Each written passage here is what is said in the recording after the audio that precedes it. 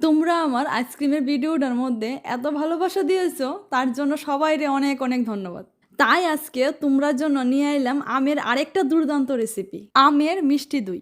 তার জন্য প্রথমে দুধটাকে কেসর দিয়ে গরম করতে বসাই দিলাম, যতক্ষণ না পর্যন্ত এটা বেশ ঘন হয়ে না আসে।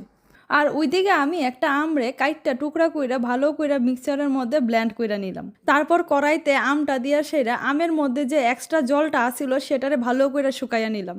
এইদিকে দুধটা ঘন হইয়া কেশরের সুন্দর একটা হালকা মিষ্টি কালারও চলে আইছে।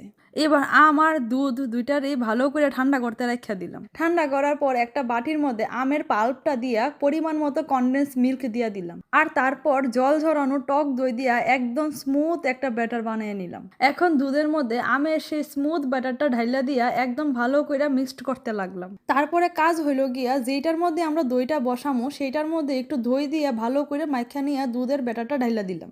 ব্যাস, এবার উপর থেকে কিছুটা কেশর ছড়াইয়া দিয়া বেশ অনেকখানির জন্য একটা গরম জায়গার মধ্যে রেখা দিলাম। আর বিশ্বাস করবেন কি না, যখন দইটা খাইছিলাম না, কেশরের সে মিষ্টি গন্ধ আর আমের ওই মিষ্টি ভাব, ওফ, কি যে ভাল লাগছিল খাইতে। তোমরাও কিন্তু বাড়িতে বানায়া দেখতে পারো, আশা করি খুবই ভাল লাগবে।